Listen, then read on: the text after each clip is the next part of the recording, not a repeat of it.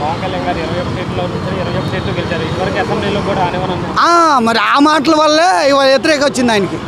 అట్లా మాట్లాడటం వల్లే నువ్వేమన్నావు, ఎన్ని తిట్టారు, బూతులు తిట్టారు. అసలు ఏనాడు నాకు తెలిసి నాకు ఇప్పుడు 50 సంవత్సరాలు వచ్చినాయి. ఇప్పుడు పరిపాలన నేను చిన్నప్పటి నుంచి చూస్తూనే ఉన్నా రాజకీయం గురించి. రామారావు గారు ఎలక్షన్ పోటీ పెట్టిన కానీ నాకు 10 సంవత్సరాలు రామారావు గెలిచినప్పుడు అప్పటి నుంచి చూస్తూనే ఉన్నా. మరి అప్పటి నుంచి ఏనాడు మన అసెంబ్లీలో అట్లా బూతులు తిట్టుకుంటాం మంచి చెడ్డ ఎప్పుడు జరిగింది. సరే అంటే వాళ్ళకి అధికారం ఉందని అది ఒక అహంకారంగా చేశారు. అది అహంకారంగా అధికారం ఉందని చేశారు. అవన్నీ తప్పు. మాట్లాడే తీరులో మాట్లాడాలి ఎవరైనా సరే.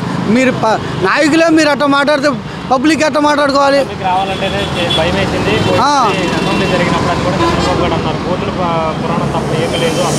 అవును, బూతులు తప్ప ఏమన్నా కనపడియా? మాట్లాడిచ్చారు, ప్రతిపక్షాన్ని మాట్లాడియాలి కదా. ఏం జరుగుతుంది ఏంటో ప్రతిపక్షాన్ని మాట్లాడితే తెలిసేది ప్రజలకి. మంచి జరుగుతుందా చెడ్డ జరుగుతుందా అనేది ప్రజలకు తెలిసేది. ప్రతిపక్షాన్ని మాట్లాడియాలిగా.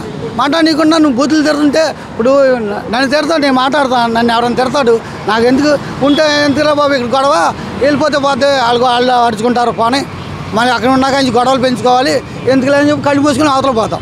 లేదు ఆడికాడ మెంటలాడు అనుకో, ఇద్దరు కొట్టుకోవాలి, అంతకుమించి ఏం కనపడదు. అది